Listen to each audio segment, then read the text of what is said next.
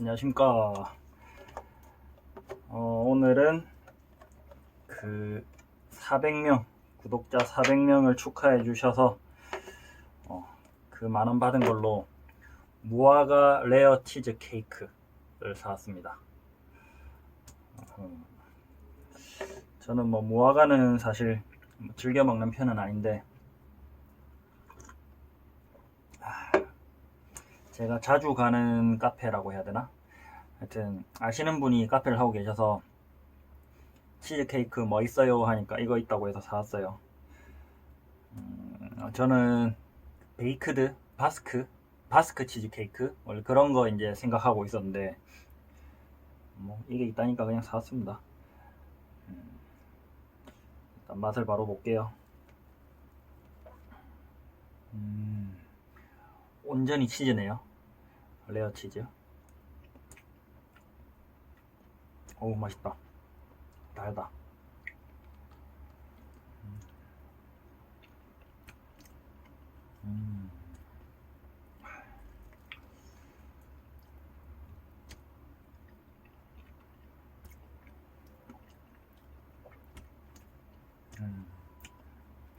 무화과도 제가 썩 그렇게 좋아하는 과일은 아닌데 있어도 원래 잘 안 먹거든요. 근데 무화과도 맛있네.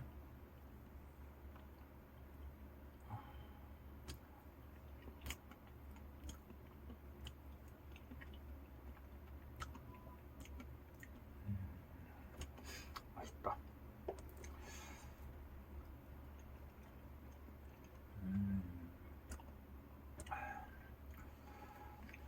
그리고 제가 아무래도 이제 근육량을 좀 늘리고 싶은 욕심이 있으니까 제가 76kg까지 빼기는 뺐고 실제로는 한 74, 75 그 사이쯤까지 뺀 것 같아요. 이제 제가 집에서 체중을 잴 때는 항상 휴대폰하고 가면하고 이렇게 무게가 있으니까 조금 더 많이 나가거든요. 한 600g, 600g, 700g 그 정도 더 나가는 것 같은데 그리고 저 체중계에서는 76.4까지 제가 뺐었죠. 그리고 인바디에서는 75.5인가 그까지 나왔거든요. 거기서 75라고 해야 되겠다. 74점 몇 가지는 안 간 것 같아요. 75까지 이제 체중을 뺐었는데 이제 근육량을 늘리기 위해서 좀 많이 먹으려고 노력을 했거든요. 최근에 계속 이제 채소 새끼 이제 4끼 5끼를 이렇게 먹으려고 애를 썼는데 생각보다 먹는 게 쉽지 않아요. 집에 이제 백수니까 집에서 이렇게 컴퓨터 하다가 먹어야지 하다 보면 또 귀찮아서 좀 시간을 보내게 되고, 그러면 또 배가 되게 고픈 상태에서 또 좀 많이 먹고, 그렇게 하니까 탄단지를 맞춰가면서 제 체중 곱하기 1.5g 그렇게 해서 단백질을 섭취를 하려고 하는데 생각보다 쉽지 않더라고요. 그래서 그 보디빌딩 선수 그런 선수들의 유튜브를 보니까 진짜 아침에 일어나자부터 일단 잠결에 막 먹기도 하고 그리고 하다가 중간에 먹고 막 5끼 6끼를 꾸준히 때려 넣는 거예요. 그래서 진짜 먹는 것도 노력이 필요하구나. 이제 저는 지금 맛있는 걸 먹고 있지만 거기다가 라면도 먹고 이거저거 다 먹어요. 다 먹는데 그 선수들 그리고 또 제대로 이렇게 운동하시는 분들을 보니까 현미밥, 쌀밥, 그리고 닭가슴살, 고구마, 바나나 이런 거 우리가 익히 아는 그 보디빌더들이 먹는 음식들 있죠. 그런 거를 진짜 꾸준히 때려 넣더라고요. 그리고 샘 슐렉 그 사람도 보니까 와 진짜 엄청 먹어요. 그냥 일단 먹는 양이 제법 돼야 그만큼 또 운동을 하고 그러면서 지친 근육을 상처난 근육을 회복시켜주면서 또 근육이 크고 그런 식으로 순환이 되더라고요. 근데 먹는 거를 이렇게 꾸준히 먹어주기가 그것도 생각보다 쉽진 않더라고요. 그래서 뭐 직장인분들 같으면 아침 식사를 꼭 해야 되고, 그리고 점심 먹고 저녁을 먹는데 그 사이에 아침 점심 사이에 하나를 먹든, 아니면은 아침 먹고 점심 먹고 점심이랑 저녁 사이가 좀 길거든요. 보통 아침을 8시에서 9시에 먹으면 12시 1시쯤에 또 점심을 먹죠. 그 다음이 6시 7시 이렇게 넘어가요. 그러면은 아침 점심 먹고 점심 저녁 사이에 또 한번 간식이나 아니면은 뭐 그냥 간단하게 닭가슴살 이런 거 먹어주고, 그 다음 저녁 먹고 나서 또 자기 전에 9시나 10시쯤에 또 단백질 먹어주고, 이런 식으로 진짜 꾸준히 때려 넣어야 되더라고요. 참 쉬운 게 없구나. 차라리 굶는 게 더 편하구나, 그런 생각을 했습니다.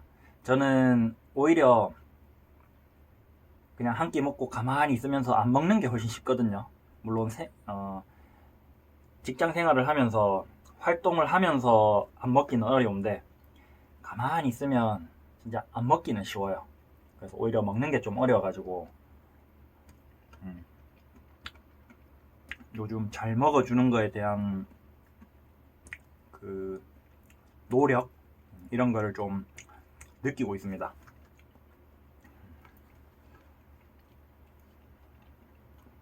맛있다.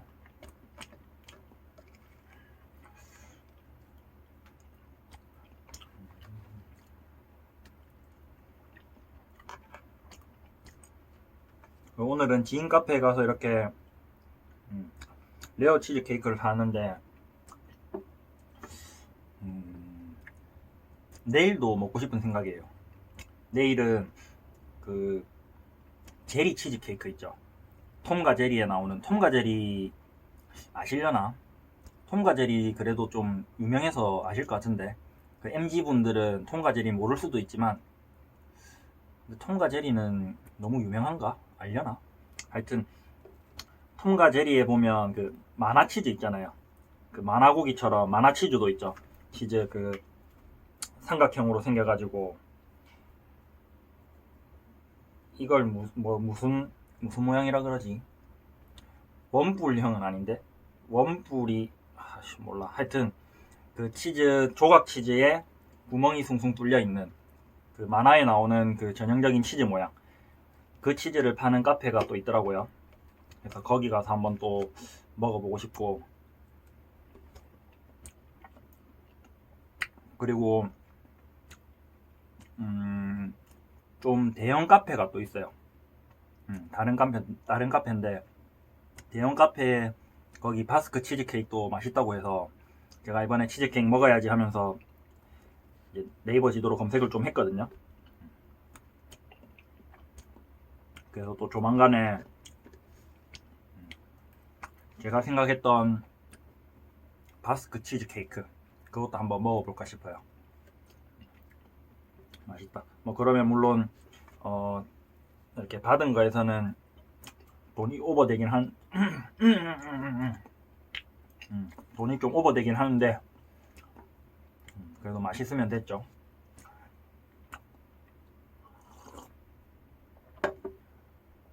그리고 지금 이렇게 가운데를 파먹은 이유는 저희 어머니가 또 무화과를 좋아하세요. 무화과도 좋아하고 치즈도 굉장히 좋아하시거든요.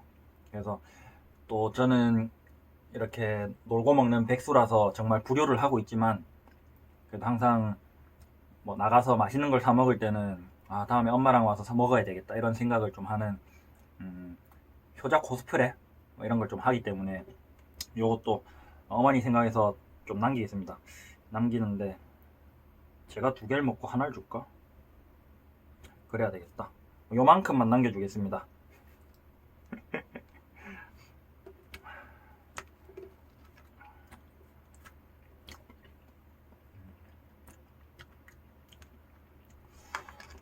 그리고 먹는 거를 몽골인들이 유전자가 센 걸까요? 먹는 게 우리랑 달라서 힘이 셀까요? 그리고 그 드래곤볼 사이언인의 그 뭐라고 하지? 그 컨셉의 모토라고 해야 되나? 그 사이판, 이름 뭐더라? 사이판이 아니라 사모아인 맞죠? 사모아족. 사모아 그쪽에 진짜 또 힘이 세잖아요. 몽골하고 그쪽. 그래서 사모아 그쪽이 한번 일단 너무 멀고, 몽골은 우리랑 가까운데도, 그리고 같은 동양 쪽인데도 괴력자들이잖아요. 괴력가들. 그래서 그 양전 먹고, 그 다음에 뭐 양내장 뭐 이런 거, 그리고 목축, 거기는 목축을 하니까, 목축이 아니라 방목, 유목 생활을 하니까 육식도 많이 할 뿐더러 일단 유제품을 좀 많이 먹더라고요. 그래서 그걸 보면서 나도 카니보어 이런 걸 하면 힘이 좀 세지려나? 이제 그런 생각이 들어서 좀 식사를 좀 더 좋은 방향으로 한번 해보고 싶은데, 진짜 꾸준히 뭘 챙겨 먹는다는 게 생각보다 어려워요. 생각보다 그냥 새끼 밥 먹는 게 최선인 것 같아요. 그래도 좀 그런 노력을 해야 되는데, 운동이 다가 아니거든요. 진짜 먹는 게 더 중요해서. 다음 인바디 이제 내일이면 14일이고 뭐 벌써 보름이 다 돼가죠. 또 보름만 있으면 또 인바디를 측정할 건데, 그때는 근육량이 다시 40대로 올라가면 좋겠거든요. 그래서 조금 조바심이 생깁니다. 먹는 양을 이렇게 좀 잘 해야 되는데 잘 못하고 있는 게 아닌가, 그런 생각이 계속 들고, 그리고 체중이, 제가 아침에 라면 먹고 점심에 뭐 카레밥 먹고 저녁에 또 일반식 먹고 막 이렇게 하는데도 76점 몇에서 벗어나질 못하는 거예요. 한날 77점 몇 됐다가 다시 76점 몇 됐다가 막 이렇게 체중이 계속 안 올라가길래, 이게 좋은 부분은, 침튀니까 덮어놔야지. 좋게 보자면 지방이 안 올라가고 이렇게 근육량이 조금 오르겠다라는 생각이 들기도 하고, 그 다음에 다이어트 하다가 이제 체질 자체가 또 너무 근육이 안 붙는, 어떻게 보면 외배엽이라고 하나? 태양인 소금이 뭐 그런 거 있잖아요. 그래서 근육이 이렇게 잘 안 붙는 체질로 변해버렸나? 막 이런 걱정이 돼가지고 요즘에 좀 은근히 조바심을 느끼고 있어요. 체중이 그대로고 근육량도 더 떨어져 버리면 어쩌지? 막 이런 생각. 그래서 근육 운동을 좀 더 열심히 해줘야 되는데, 그리고 오늘 김강민님 유튜버, 유튜브 보디빌더 김강민님 유튜브를 봤는데, 거기에 성함이 기억이 안 난다. 그 피지컬 100에 나왔던 역도 선수 출신 담비였나? 하여튼 그 여성분 나오시는데, 이제 김강민님한테 이제 바벨로우랑 그 다음에 데드리프트 이렇게 배우잖아요. 바벨로우는 안 배웠나? 바벨로우도 배운다. 그 등 운동을 배우는데 김강민님이 딱 그렇게 얘기해요. 3개만 하고 내려놨을 거예요. 3개만 하고 내려놓으니까 뭐 역도식으로 하는 거냐고. 근데 헬스 보디빌딩은 몇 개 해야 되는지 알잖아 이러면서, 알잖아요 그러면서 8개에서 12개 이제 그 얘기를 하고, 그 다음에 또 그분이 8개를 하고 내려놨는데 제대로 8개 한 게 아니다. 8개 12개를 했을 때 실패 지점이 8개거나 12개거나 이래야지, 실패 지점 안 하고 그냥 더 할 수 있는데 낫잖아 이러면서 이제 말씀하시는데, 저도 항상 얘기하지만 8개에서 12개는 실패 지점을 얘기하는 거거든요. 그래서 그렇게까지 운동을 해줘야 되는데 아무래도 힘들어요. 진짜 막 너무 아프고 힘드니까 8개 하고 사실은 3개 4개 더 할 수 있어도 그냥 안 해버리고 이렇게 하거든요. 그리고 12개 하고 실제로는 20개까지 막 할 수도 있을 정도로 힘이 남는데도 그만해버리고.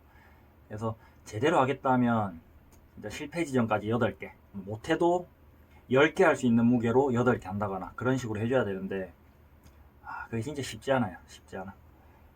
그래서 운동이 정말 제대로 하려면 진짜 쉽지 않아요.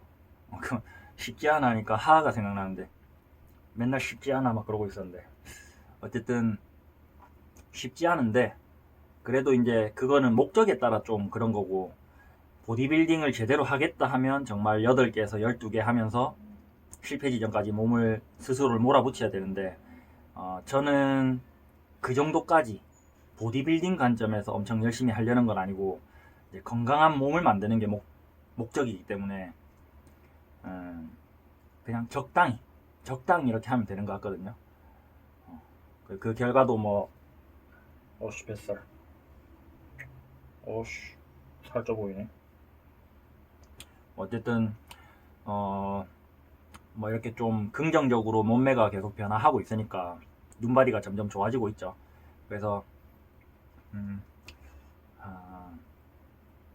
운동을 하겠다 하는데 정말 제대로 못할 것 같아서 막 그렇게 보디빌딩 관점에서 정말 제대로 하는 거, 그거는 너무 어렵다, 힘들다 해서 안 하는 것보다는 그래도 꾸준히 해주는 게 훨씬 좋아요. 훨씬 건강에도 좋고, 그리고 실패 지점까지 8개, 12개 이렇게 몰아붙이면 사실 종합병동으로 변할 수도 있거든요.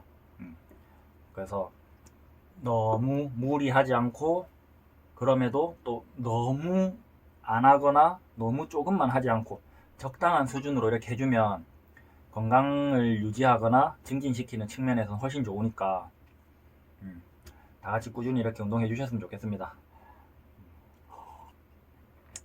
그리고 이거는 냉장고에 넣어놓고 있다 어머니 드리고, 저는 강아지 산책 갔다가 이따가 운동 시작할게요. 그러면 먹는 건 여기까지 하겠습니다. 자.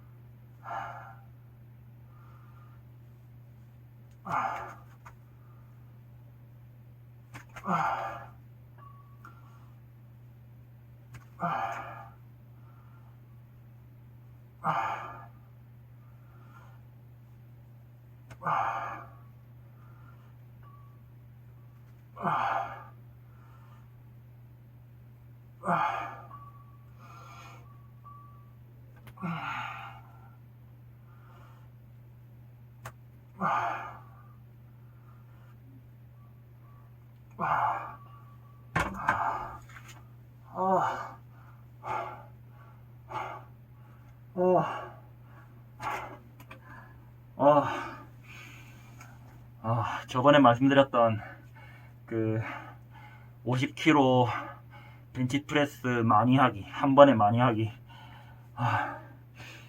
40개가 한계입니다. 그 굉장히 체중도 적게 나가신 분이 40개를 넘게 하던데, 엄청 대단한 거였네요. 저 사실 50개는 할 줄 알았거든요. 안 된다. 힘들어.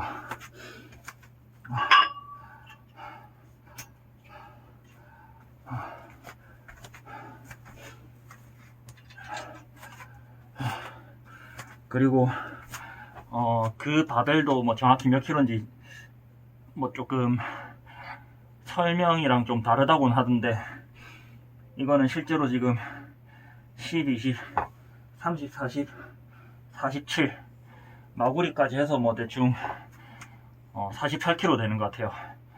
와, 근데 가슴도 가슴인데 삼두가 힘이 빠져서 안 되거든요. 와, 40개 넘게 어떻게 하셨지? 이것도 목표로 잡아보면 재밌을 것 같아요. 나중에 이 중량으로 해서 뭐 60개, 70개, 80개 이렇게 계속 올라가는 식으로 트레이닝하면 그것도 재밌을 것 같네요. 아, 힘들어.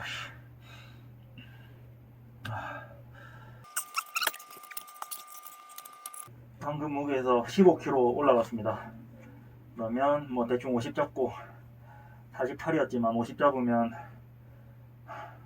65kg, 거기서 2kg 빼면 63kg, 63kg입니다.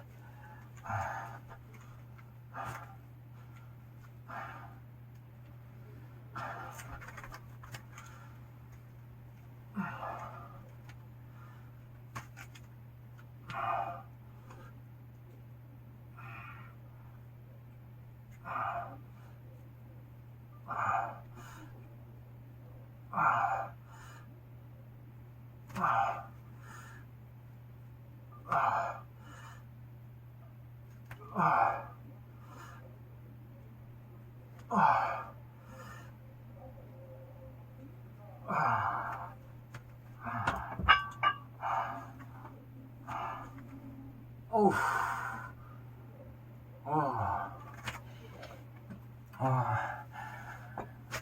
확실히 웨이트는 안 하면 안 할수록 진짜 그 실력이 빠르게 퇴보하는 것 같아요. 어떤 기능적인 부분은 그 조금 안 하더라도 뭐 파워가 모자라거나 할 수는 있어도, 속도가 느리거나 파워가 모자랄 수는 있어도 어느 정도 기술을 구사를 할 수가 있는데, 이런 웨이트 트레이닝은 사실 자세, 기능적인 부분으로 자세 잡는 거, 그리고 근육 쓰는 법, 이런 것도 중요하지만 사실은 중량을 얼마나 치냐가 또 바로 눈에 보이는 어떤 결과물이잖아요. 근데 진짜 무게가 금방금방 떨어져요. 금방금방.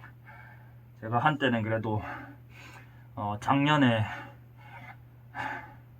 그때 1RM 110인가 115인가 그까지 한번 해봤었거든요.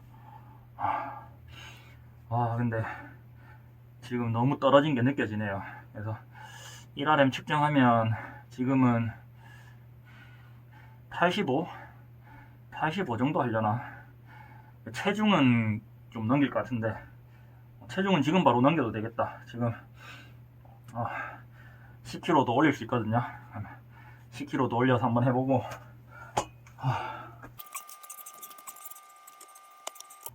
갑자기 배고파집니다. 오늘 아까 말씀드렸다시피 먹는 것도 노력이 필요해가지고, 제가 오늘 아침에 일어나서 한 12시인가 1시인가 그때 밥을 먹었거든요. 그러고 나서 가만히 있다 보니까 6시가 됐는데 배도 별로 안 고프고 해서 그러고 있다가 아까 이제 카페 가서 치즈케이크 사가지고 먹은 거라서 이제 와서 배가 좀 고프네요.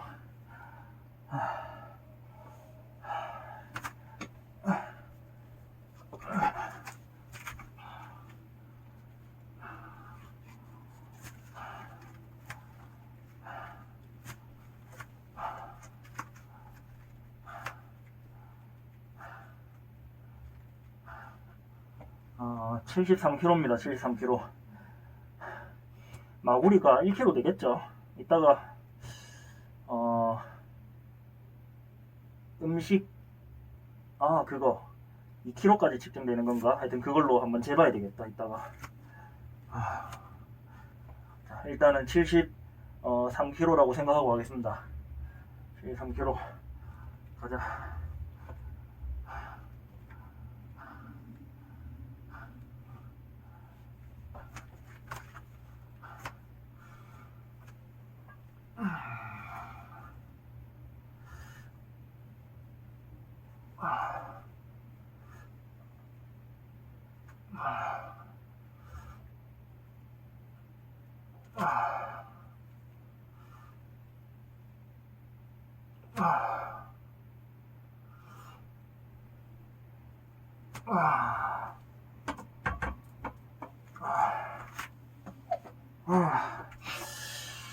지금 느낌적인 느낌에 2개는 더 할 수 있을 것 같았어요.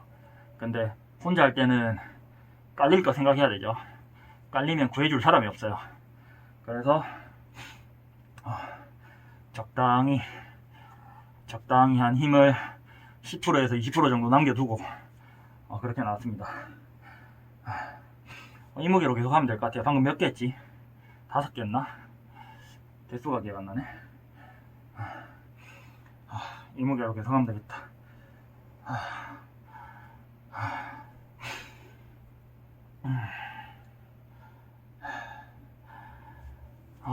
그리고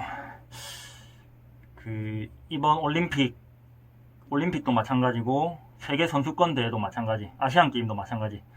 이번에 엄청난 성적을 내고 있는 안세영 선수, 배드민턴 안세영 선수 일단 고생하셨고 메달 축하드리고,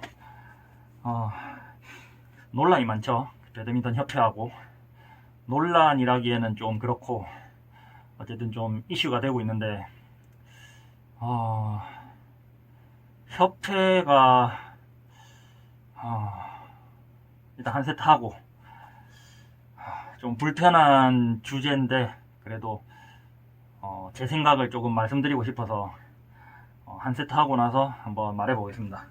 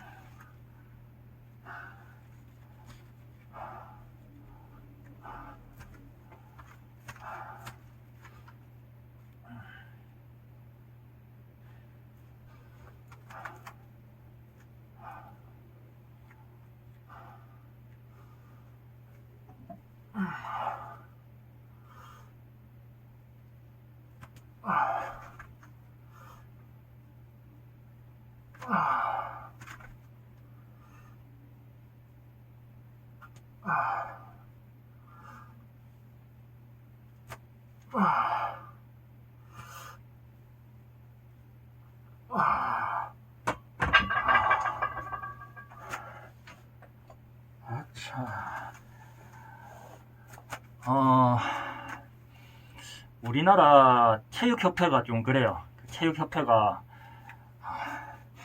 사실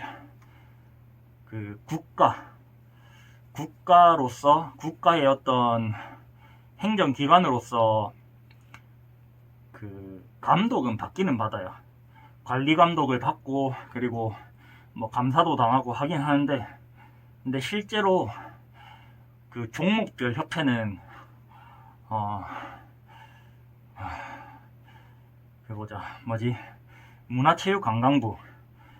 문화체육관광부에서, 그리고 시나 도나 뭐 이런 체육회,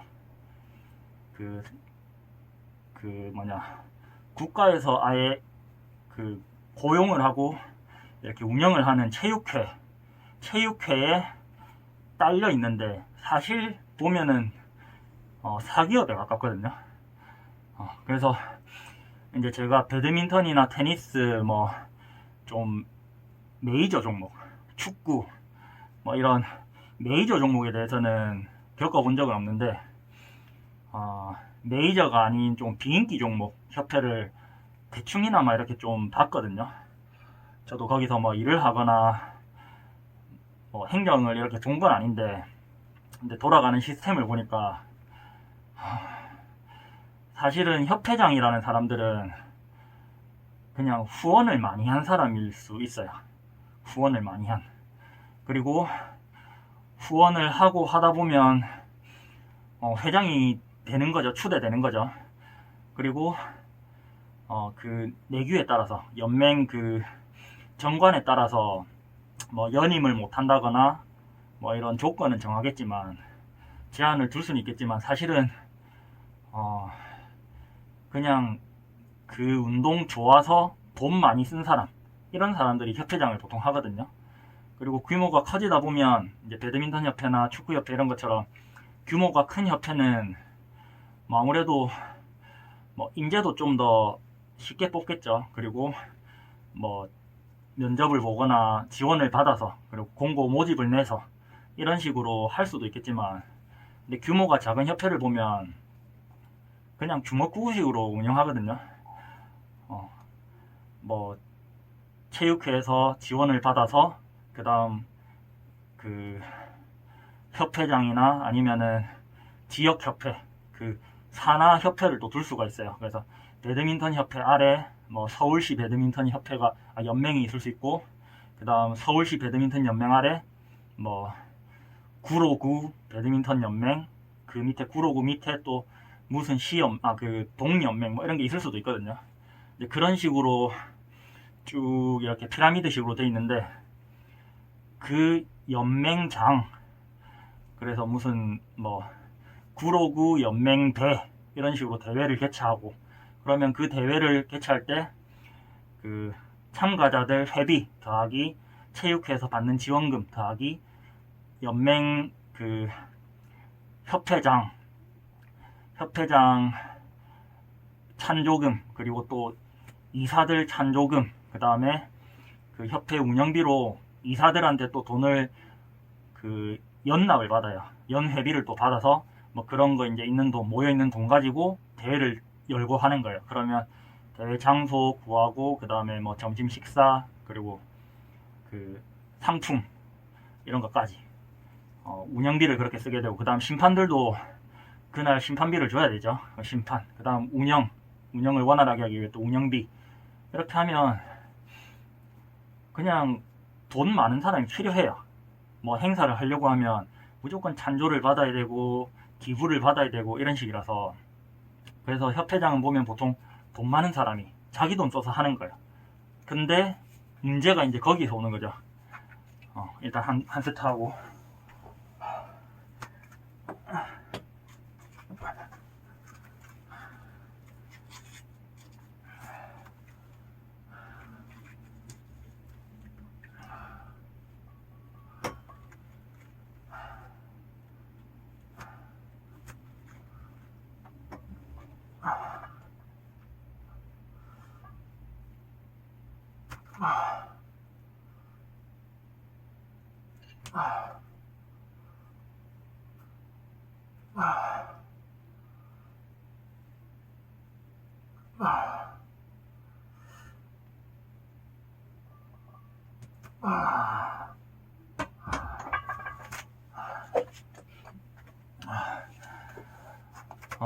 협회장이 뭐 연맹장이 돈을 냈어요. 큰 돈을 내고 자기가 대회를 유치하고, 그 다음에 뭐 어떤 운영비까지 뭐 사무처장 이런 걸 주는데, 그것도 거의 그냥 종사직이에요. 월 30만원 40만원 그렇게 지원받으면서 한 달이 아니지 그냥 계속 일을 하는 거예요. 물론 뭐 상근직이 아니라서 그냥 대회 열 때, 그 다음에 무슨 뭐 공지할 거 있을 때 잠깐 그렇게 업무를 보면 되긴 한데, 그래도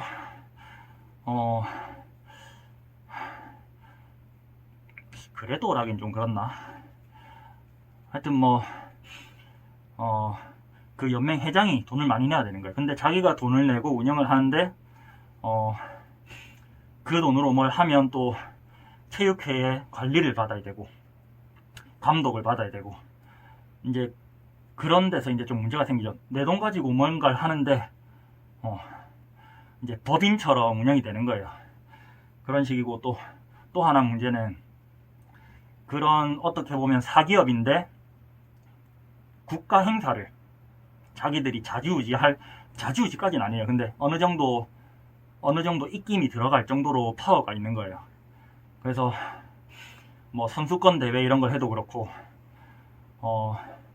그리고 뭐 대회를 나간다 어쩐다 하면 그 도 연맹에서 그거를 관할을 또 하는 거예요.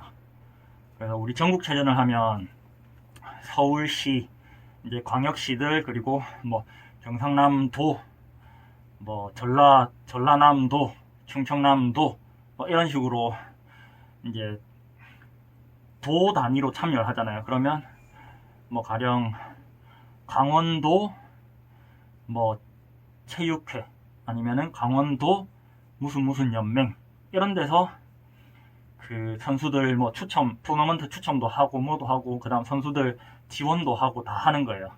물론 나라에서 지원금을 받기도 하고 하는데 체육회에서 이제 지원금을 받거든요.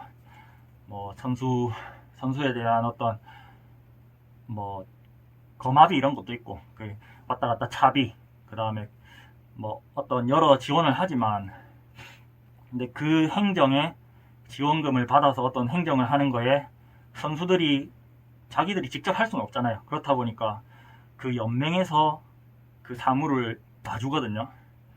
그러다 보니까 선수들도 연맹에 밑보이면 되게 안 좋은 거예요. 그렇다 보니까 이제 뭐 나쁘게 말하면 갑질이 시작되겠죠. 갑질도 있을 수 있고. 그래서 이번에도 그런 게 이제 문제였던 것 같아요.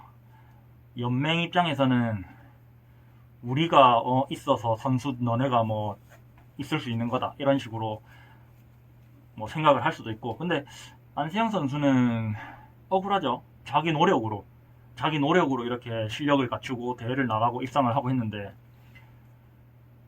그 연맹이 뭐라고, 자기들이 주관할 권한만 있을 뿐이지 안세영 보고 이 대회 안 나가면 너 국대 못해 이런 건 말이 안 되잖아요. 국가대표 선발전 나가서 됐으면 된 거잖아요. 근데 그거를 연맹이 이래라 저래라 할 건 사실 아니거든요. 물론 연맹이 모두 나쁜 것도 아니고 협회가 전부 나쁜 것은 아니에요. 그만큼 또 역할도 해주고 있고 좋은 역할도 해주고 있는데, 근데 그 역할을 한다고 해서 그 권한을 뛰어넘는 어떤 월권을 행사하는 건 또 잘못됐거든요. 그래서 제대로 된 협회라면, 이번에 양궁협회 얘기가 많이 나오잖아요. 양궁협회는 선수들을 위한 경기장을, 훈련장을 짓는데 뭐 어떤 조건들이 있겠죠. 선수들이 실제로 훈련하기 좋은 어떤 조건들, 뭐 시설이 이 정도는 돼야 된다, 어느 정도 이상 시설을 해야 된다, 뭐 이런 기준이 있을 건데, 근데 양궁협회 그 이사님이었던가요? 회장님이었던가요? 하여튼 그분은 그 공사 중에도 계속 가서 이 부분은 돈을 더 쓰더라도 이렇게 해야 된다, 이거 여기 자재 아끼면 안 된다, 막 잔소리를 엄청 했다잖아요.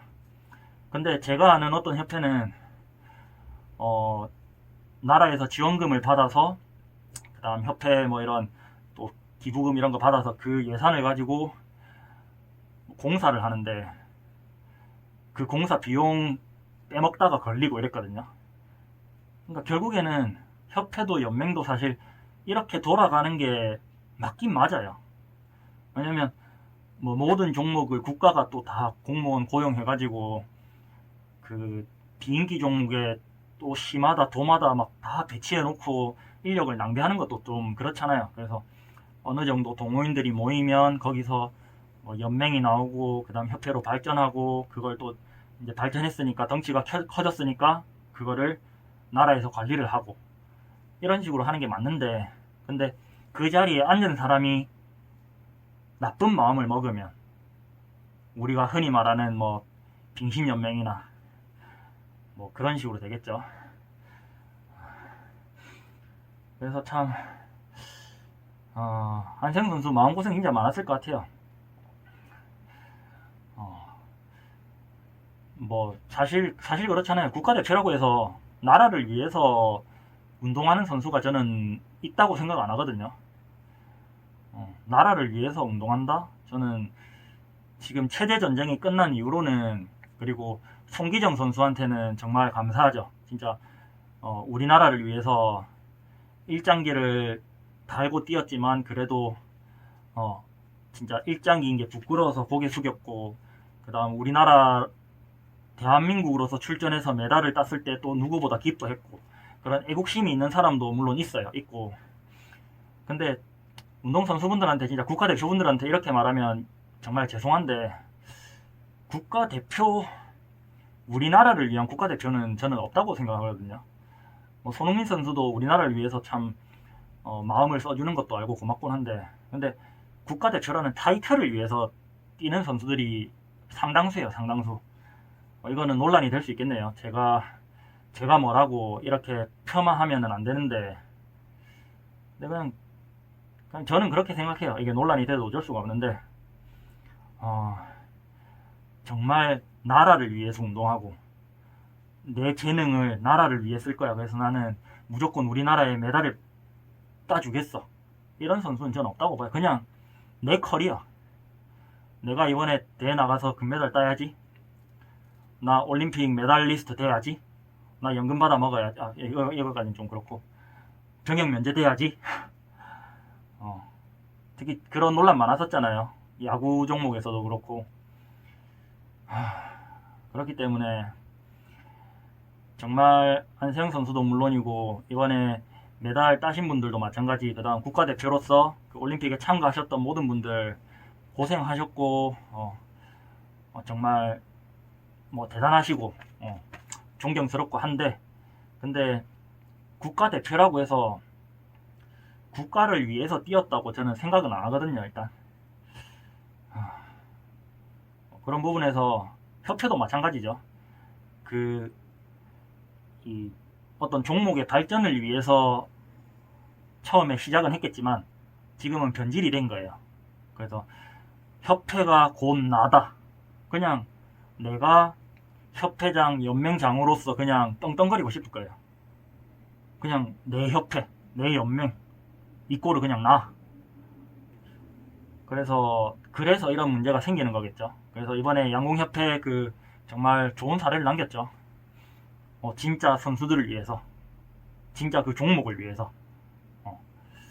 그래서 그런 식으로 좀 관리 감독을 좀 더 철저히 해야 될 것 같아요. 근데 너무 그렇게 또 관리 감독에서 못하게 하면 돈 있는 사람들이 나 그러면 그냥 안 할래. 굳이 내 돈 내고 왜 그렇게 명예도 없는 자리를 내가 왜 해야 돼. 이렇게 나올 수도 있고 하니까. 그래서 아직은 제 이 미천한 머리로는 해결책은 생각을 못 하겠어요.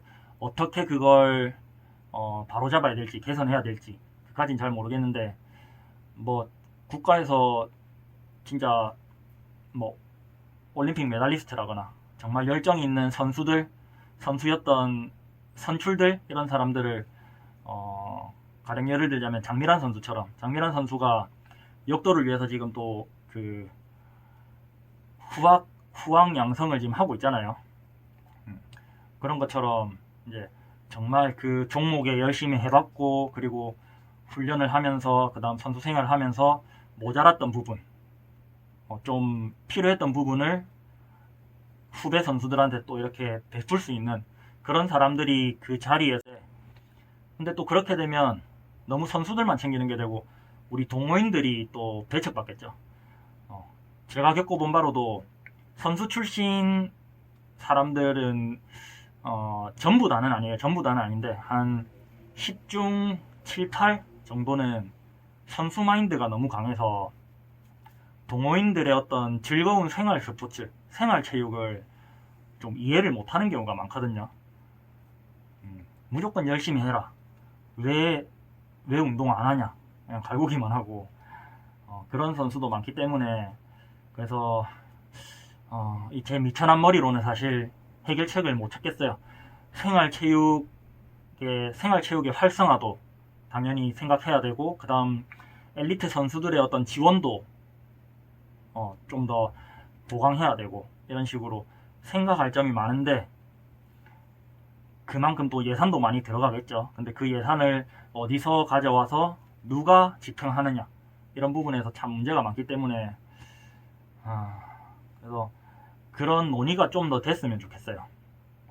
뭐 가능하다면 해외 사례를 뭐 벤치마킹 해도 괜찮고, 그 다음에 지금 선수들 뭐 종목 가리지 않고 선수들한테서, 그 다음에 이제 동호인들한테서 어떤 담화를 통해서, 뭐 대토론을 통해서 좀 의견을 수렴해 가지고 조율해서 뭐 방법을 구하든지 그런 식으로 좀 하면 좋겠는데 참 쉽지 않죠. 그리고 인기 종목, 비인기 종목에 따라서 또 지원금 규모도 너무 다르고 좀 그렇다 보니까, 그리고 너무 나라에서 스포츠를 지원해버려도 사설센터가 그러면 다 망하는 거잖아요. 그것도 이제 문제가 되고 참 쉽지는 않습니다. 또 말이 길어져 가지고 지금 너무 많이 쉬어버렸는데, 일단 한 세트만 더 하고 무게 낮춰서, 아니다, 한 세트만 더 하고 이제 팔 운동만 좀 더 할게요.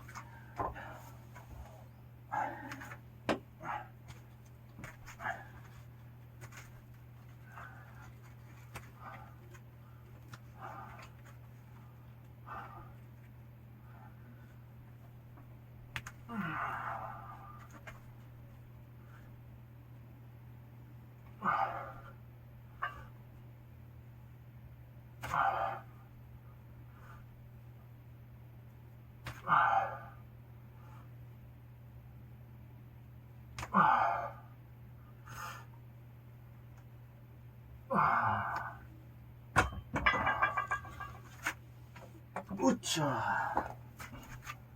아따.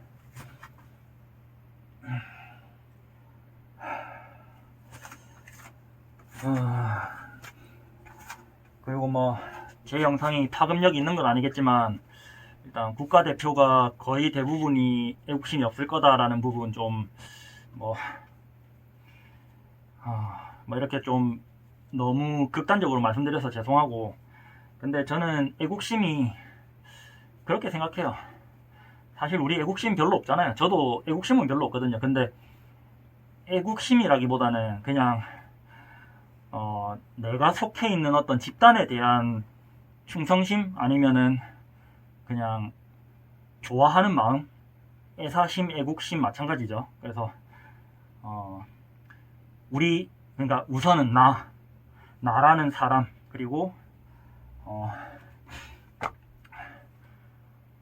우리 가족, 그리고 우리 가족이 모여 있는, 그 다음 핏줄로 있는 친척, 그 다음에 친척이랑 또 좀 다른 개념이지만 우리 가족과 같은 동네에 사는 동네 주민, 우리 동네 주민, 그리고 우리 도시, 우리 지역, 그 다음에 우리나라, 이런 식으로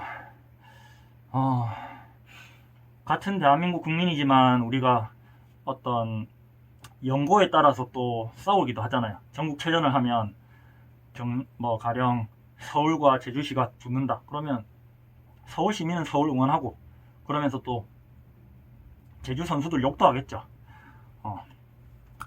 그리고 그게 이제 올림픽이 되면, 또는 아시안 게임이나 세계적인 대회가 되면 우리나라가 되는 거예요. 그래서 없던 애국심이 언제 생겨요? 주로 올림픽 때, 월드컵 때, 이럴 때 애국심이 생기잖아요. 그래서 저는 지금 이런 글로벌 시대에, 그리고 굉장히 좀 이 발전한 시대에서 옛날처럼 애국심을 강요하면서 어떤 국가에 봉사하라, 국가가 더 우선이다, 이런 거는 아니라고 보거든요. 우리 개인 국민들이, 헌법에도 나오잖아요.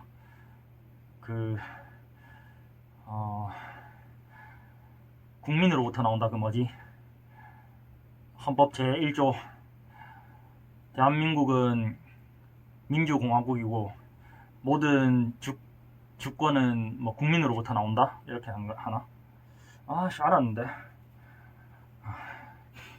하여튼 이제 국민이 사실 우선이거든요. 이 사람들이 모여서 국가가 되는 거지, 국가가 있기 때문에 국민이 있는 게 아니거든요.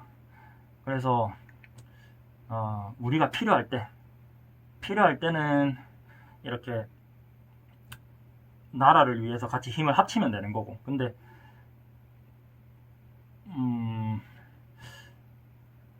국가대표를 응원하는 거는 그냥 동양 사람이기 때문인 거예요. 그냥 우리나라 사람이니까 응원을 하는 거지.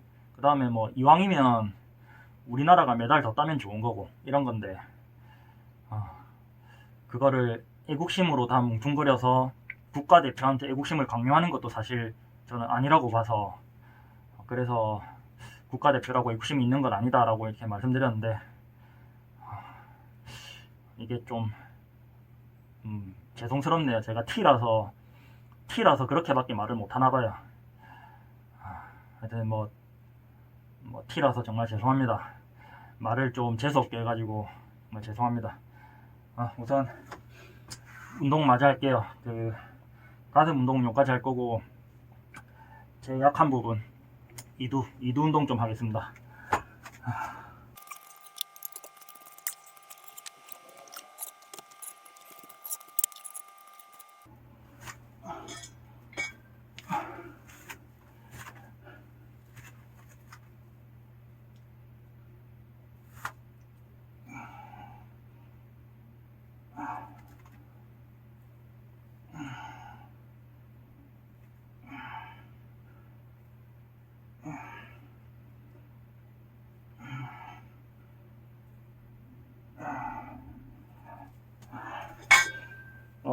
어제 턱걸이 하면서 여기 확실히 데미지가 있었나봐요. 팔이 욱신욱신거리네요.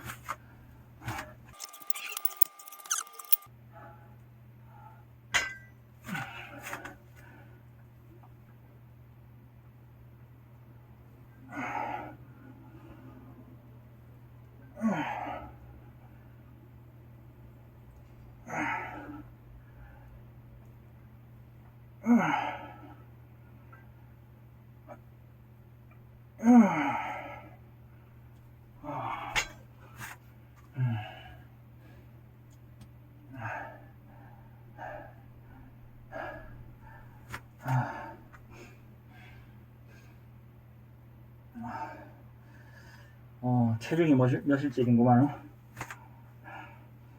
휴대폰 무게라 치고.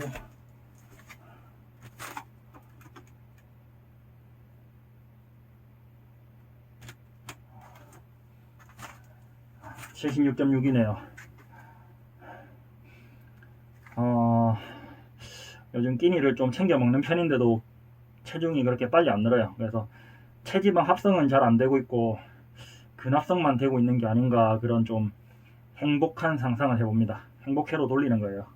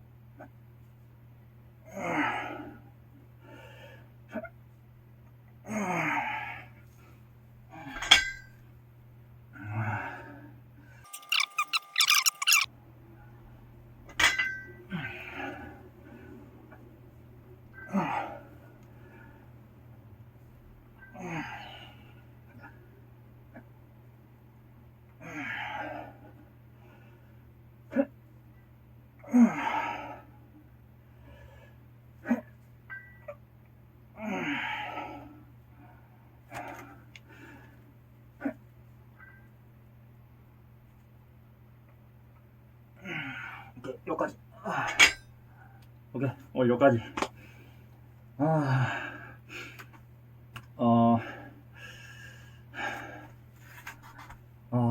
제가 우리나라 국가대표 선수들, 그리고 이 지역 체육회 소속돼서 지역 대표로 운동하시는 선수분들 다 이제 개인적으로 굉장히 존경해요. 저는 이렇게 생활체육인으로서 엘리트 체육을 해본 적이 없잖아요.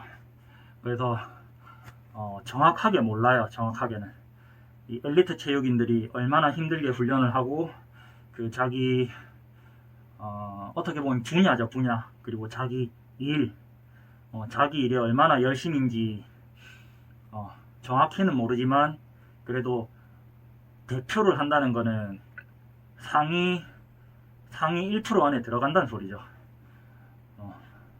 그리고 안세영 선수나 이번에 금메달 따진 선수분들 전부 이제 세계에서 1등을 한다.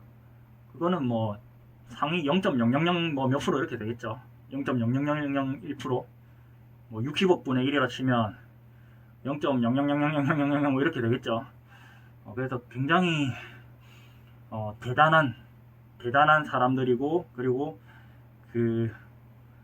그런 생활 자체를 굉장히 존경하지만, 그렇다고 하더라도 저는 사실 나라를 위해서 운동한다라는 생각은 변하진 않아요. 개인적으로 그분들을 존경하는 것과 그분들이 애국심을 가지고 정말 나라를 위해서 운동하고 나라를 위해서 출전하고 나라를 위해서 뭘 한다라고는 생각 안 하기 때문에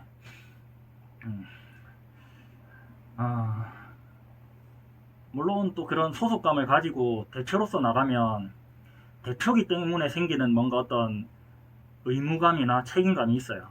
그런 부분도 뭐 어떻게 보면 애국심일 수도 있는데, 근데 일단 뭐 제 생각은 변화는 없습니다. 제 생각이 변하진 않고 애국심이 있다고는 생각 안 해요. 그 국가대표가 되기까지의 어떤 행보도 그렇고, 애국심이 이렇게 그 자리까지 가게 만들었다 이렇게는 생각 안 하기 때문에 일단 이렇게밖에 말씀 못 드려서 정말 죄송하지만 뭐 그렇습니다. 그래도 그 훈련을 해낸, 그리고 그만큼 성과를 낸 그런 부분에 대해서 굉장히 존경하고 멋있다고 생각하고 대단하다고 생각해요. 저는 아마 그렇게 못했을 거예요. 저는 그만큼 끈기가 있는 사람도 아니고 그만큼 열정이 있는 사람도 아니기 때문에 아마 그런 기회가 있었어도 아마 그 자리까지 못 갔을 거지만, 그렇기 때문에 또 뭐 존경하는 거죠. 어쨌든 뭐 이번에 또 올림픽 우리나라 뭐 메달도 많이 땄죠. 그래서 상위권에 랭크됐고 굉장히 다들 고생하셨고, 그 선수분들도 마찬가지, 그다음 코칭 스태프도 마찬가지, 다들 고생하셨고 앞으로도 더 멋진 모습 보여줬으면 좋겠습니다. 안세영 선수도 이제 부상 없이 선수 생활 계속해서 계속 세계 1등 자리 유지하면 좋겠어요. 같은 우리나라 사람이 그렇게 세계 1등을 한다는 것은 또 기분 좋은 일이잖아요. 물론 내가 그 자리에 있는 건 아니지만 그래도 뿌듯하고 그렇습니다. 아이고, 저는 오늘 여기까지 하겠습니다. 제가 오늘 머슬 비치라고 하나, 그 어디였지? GPT 영상에 나왔던 50kg 바벨, 50kg 벤치프레스 많이 하기, 저는 40개 기록했습니다. 40개. 조금 더 하면 할 수 있었을 것 같은데, 근데 50개는 절대 안 될 것 같고 한 42개? 그 정도? 어쨌든 40개 해냈습니다. 40개. 아이고, 오늘은 여기까지 하겠습니다. 아까 먹은 치즈케이크는 벌써 다 소화된 것 같아요. 오케이, 자, 오늘도 봐주셔서 너무 감사합니다. 핫!